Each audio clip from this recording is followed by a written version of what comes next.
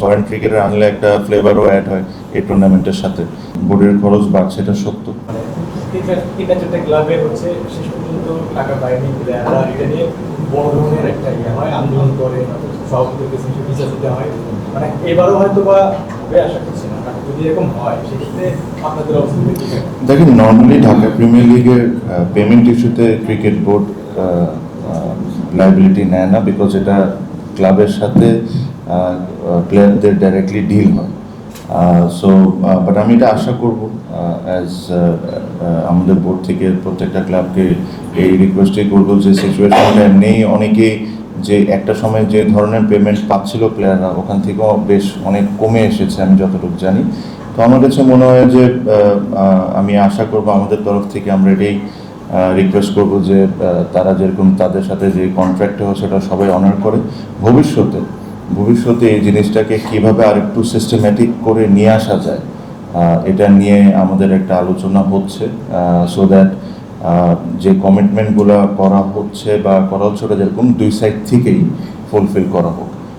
So আমি আপনাকে যেটা বললাম যে আমাদের কাছে সময়টা এতই কম ছিল যে আমরা দায়িত্ব নেওয়ার প্রথম দিনই এই জিনিসটা নিয়ে আলোচনা করে খেলাটা শুরু করে দেওয়াটা was the most important thing. But আপনি যেটা বলেছেন, ইউ আর রাইটলি মেনশন যে প্রতিটা বছর এই জিনিসটা নিয়ে কিছু না কিছু একটা সমস্যা হয়। But this is something that we need to think and do. যখন একটা ইলেক্টেড বডি আসবে, এটা নিয়ে বসে যদি আমি আসি আর আমাদের সাথে যারা আছেন ওনারা আবার যদি ইলেক্টেড হয়, এটা একটা ফরম্যাটের মধ্যে আনতে হবে, এনে যতটুকু এটাকে মিনিমাইজ করা যায়। আপনি যেটা বলছিলেন যে আসলে ক্লাবের সঙ্গে প্লেয়ারের সম্পর্ক, ক্রিকেট বোর্ড ওইভাবে লাইবিলিটি নেয় না, কিন্তু লাইবিলিটি নেওয়ার জায়গাটা তো নিশ্চয়ই আছে। আপনারা প্রত্যেকটা ক্লাবকে অনুদান দিচ্ছেন, এবার হচ্ছে যে বাড়িয়েছেন অ্যামাউন্ট অনেক বেশি। আমার মনে হয় যে অনুদানটা ক্লাবগুলোকে দেওয়া হয় এবার তো অ্যামাউন্টটা বেড়েছে, সেই সঙ্গে এবার আপনারা অনেক কিছু দায়িত্ব নিয়ে নিচ্ছেন। তো কি মনে হয় না যে মানে বিসিবিও তাদেরকে একটা জবাবদিহির জায়গায় আনতে পারে রিগার্ডিং দ্য পেমেন্ট? 100% আমি এটা অস্বীকার করছি না। আমি এই কারণেই বললাম যে এটা যদি আমরা একটা প্রপার ট্রাই পার্টি কন্ট্রাক্টের মধ্যে আনতে পারি, যেখানে বিসিবি ইজ এখানে কন্ট্রিবিউট করছে ক্লাবগুলোকে, এটা ট্রাই পার্টির মধ্যে যদি আমরা আনতে পারি কন্ট্রাক্টের মধ্যে, তাহলে এই জিনিসটা আর একটু বেটার হবে। এখন সাডেনলি এত বছর ধরে, ধরেন 37 বছর ধরে এটা এক ওয়েতে চলতেছে, এক মাসের মধ্যে এসে বা 20 দিনের মধ্যে এসে তো এটা হঠাৎ করে চেঞ্জ করাটা সম্ভব না। But this is something that I genuinely think এটা হওয়া উচিত।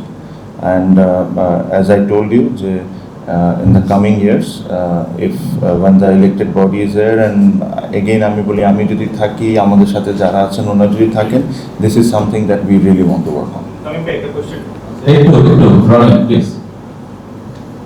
আপনি তো অনেক কিছু কথা বলছেন, আইসি মেম্বারের বা বোর্ডের খরচ তো অনেক বেড়ে যাচ্ছে। হ্যাঁ, বোর্ডের খরচ বাড়ছে, বোর্ডের খরচ বাড়ছে, এটা সত্য।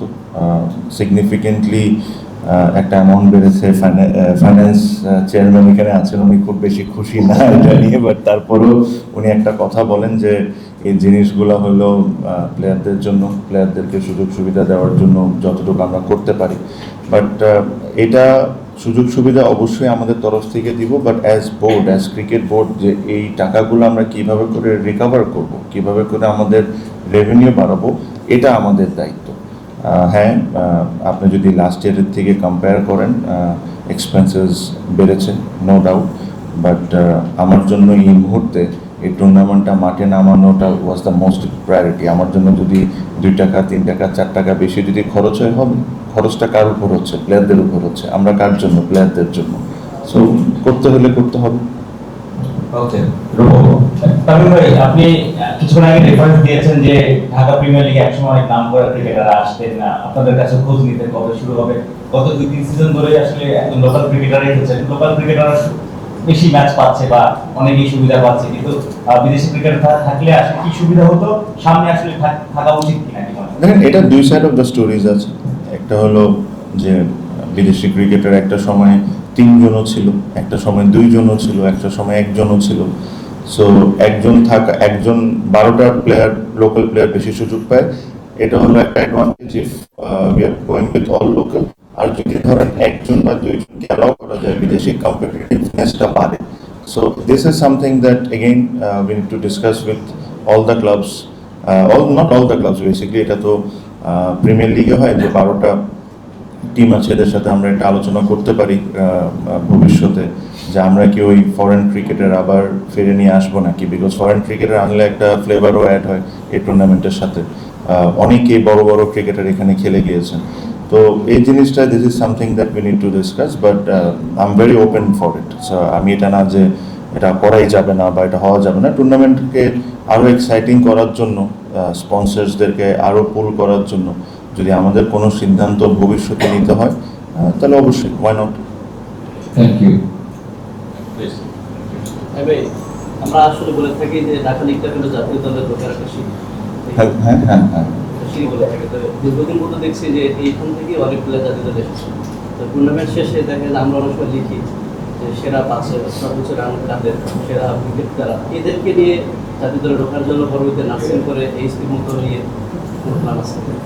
দেখেন, আমার জন্য ইম্পর্টেন্টটা কি জানেন, সেরা 5 ব্যাটসম্যান, এটা তো সবাই আমরা জানি যে সেরা 5 ব্যাটসম্যান কারা যখন টুর্নামেন্টটা শেষ হয়।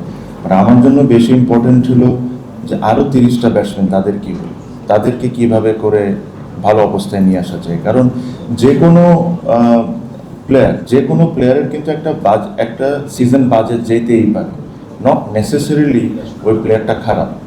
এরকম অনেক হিস্ট্রি আছে যে আন্ডার 19 টিমে চান্স পায় নাই কিন্তু ন্যাশনাল টিমে রিপ্রেজেন্ট করেছে, ভালো করেছে।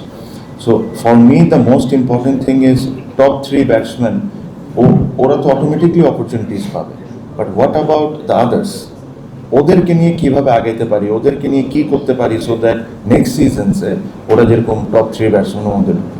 সো আমার ফোকাসটা হলো ওটা নিয়ে। টপ 3 আপনারা লিখবেন, আপনারা জানবেন, সিলেক্টরও পিক করবে, এটা নিয়ে আমি চিন্তা করে আসলে লাভ নেই। But I am thinking about the others, যাদের ভালো টুর্নামেন্ট জানে, দে আর কেপেবল, ওদেরকে নিয়ে। Thank you. Assalamu alaikum. Representative and honorable board members. So, আমরা as Walton, আমরা always try করি দেশীয় যে কোনো খেলার সাথে থাকার জন্য। So এই ধারাবাহিকতা আসলে আমার সিএমও বলে গিয়েছেন যে we have covered all the major leagues of Bangladesh cricket. Bangladesh ক্রিকেটের সম্পর্কটা অনেক পুরনো ওয়ালটনের।